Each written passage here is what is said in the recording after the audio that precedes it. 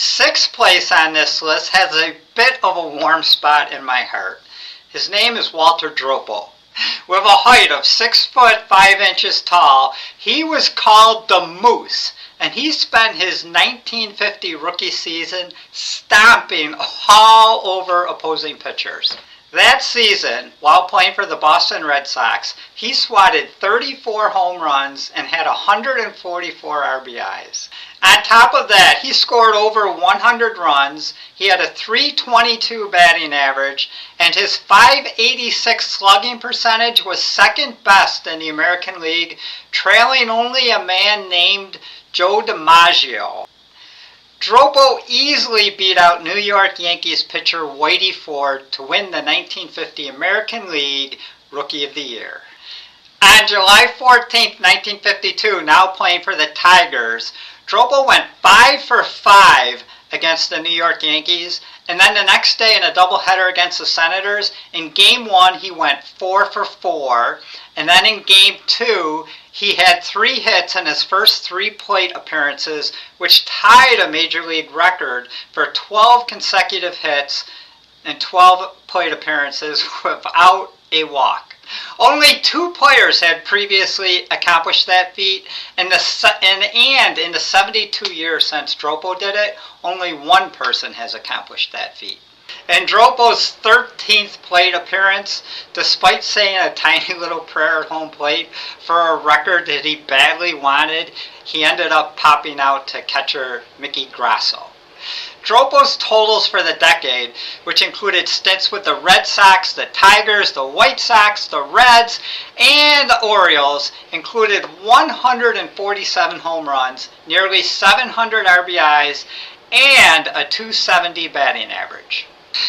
So for those of you that have watched a bunch of my videos, you know that I do not put a lot of stock in the stat that's called WAR, that's wins above replacement. I don't really quite understand it or trust it, and I think it takes a lot of the fun out of the analyzing of the numbers. But what I don't understand, especially in this case, because I do notice WAR, in Dropo's case, he had a very nice decade-long career. I just read off his numbers. Please explain to me why his WAR total is only 3.6 for the entire decade.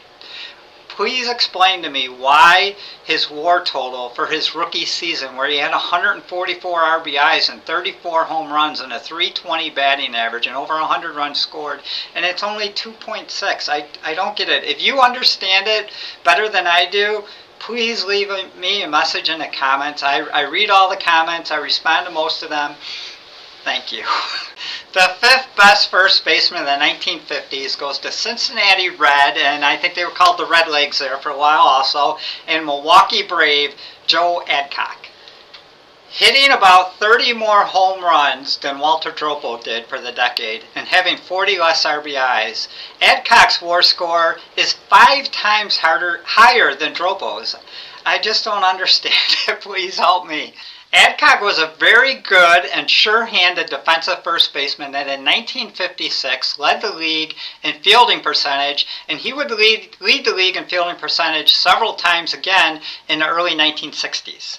Adcock was also famous for his very long home runs, and in 1953 he would do something that had never been done before. That is, he would hit a home run into the center field bleachers at the Polo Grounds. Then in 1954, off of 4 different Dodgers pitchers, he would be just the 7th Major League Baseball player to hit 4 home runs in the same game. Also in that game, Adcock had another hit, a 5th hit, that went off the top of the wall for a double. So I checked the box score for that game to see if maybe the winds were blowing out and everybody was just hitting tons of home runs during that game, but it wasn't the case at all. Eddie Robinson did hit 2 home runs, his 26th and 27th of the season, and Andy Pafko added a solo shot, but that was it. It was mostly just Adcock having a great day. In 1956, Adcock would hit 38 home runs with over 100 RBIs, and then in 1957, he would help lead the Braves to the World Series championship as they defeated the New York Yankees. For the decade, Adcock would hit 181 home runs, have over 600 RBIs, score over 500 runs, and have a decades-long batting average of .283. The fourth best first baseman in the 1950s goes to Earl Torgenson. Earl started out the decade in fantastic fashion, as in 1950 he had 120 runs scored, a .290 batting average, and his 112 walks would lead him to an on-base percentage of .412. His career-high 24 home runs and 92 RBIs in 1951 weren't too shabby either. While sporting a very modest .267 batting average for the decade, Earl's real strength was his patience at the plate. He walked 772 times during the decade, and that raised his on-base percentage to an above-average .386. For the decade, Earl had 117 home runs, 566 RBIs, nearly 700 runs scored, and his 98 stolen bases for the decade led all first basemen. With a career dating all the way back to 1939, Mickey Vernon would still be going strong in the 1950s.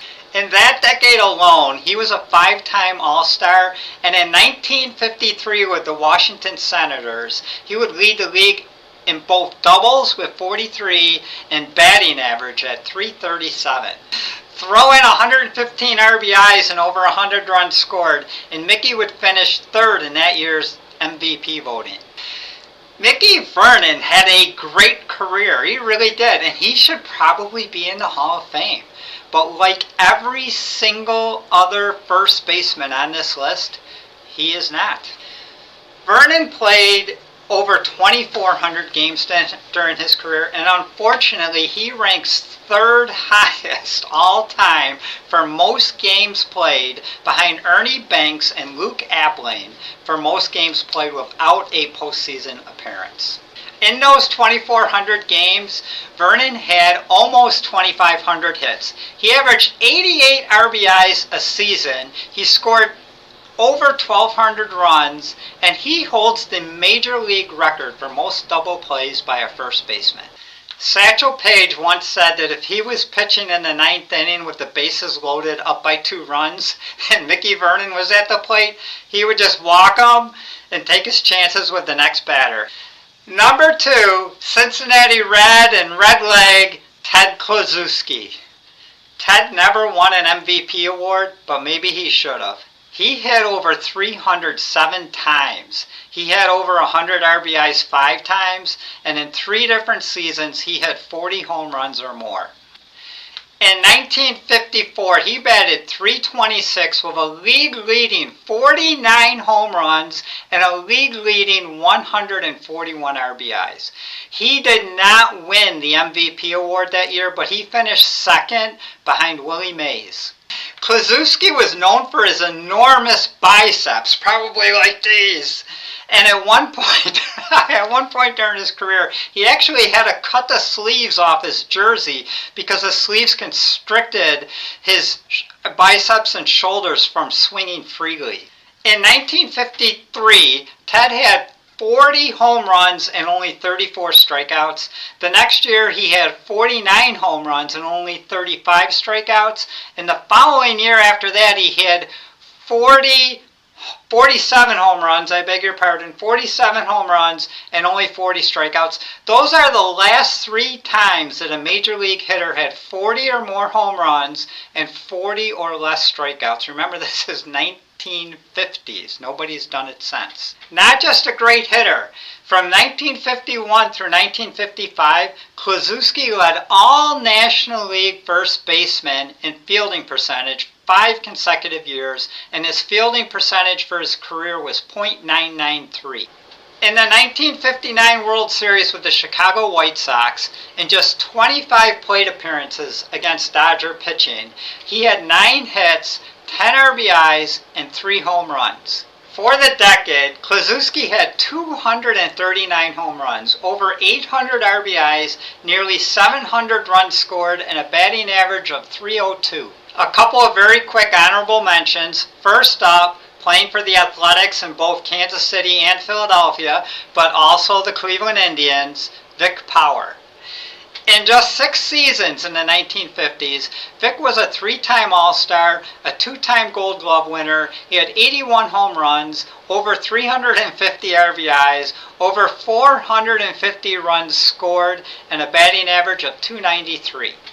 Second is 3-time 100 RBI man with both the White Sox and the Athletics, Mr. Eddie Robinson. Eddie was a 3-time All-Star that hit 121 home runs and had over 500 RBIs for the decade. So earlier in this video I mentioned how none of the first basemen on this list are in the Hall of Fame, and that was a bit of a lie.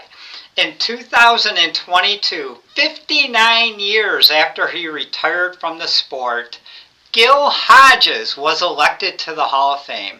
And I have no idea what took them so long. Gil was a 7-time All-Star and a 3-time Gold Glove winner, and he hit 30 or more home runs 6 times.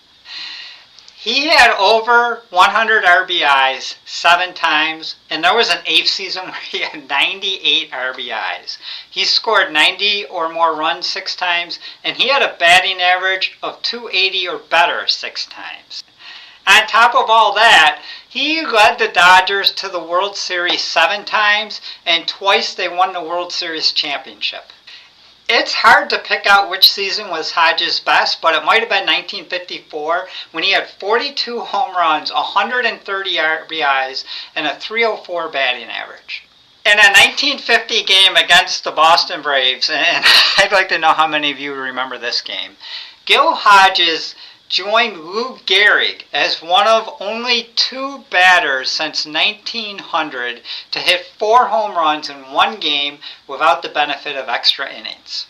Gil Hodges retired with the most Grand Slams during a career at 14, and he would hold on to that record until 1974 when Hank Aaron would break it. Hodges' 310 home runs and over 1,000 RBIs would be second best for the decade, second only to teammate Duke Snider, and Hodges added nearly 900 runs scored and a .281 batting average. After his retirement, Hodges would become a Major League Baseball manager, and in 1969, he famously skippered the Miracle Mets to the 1969 World Series championship.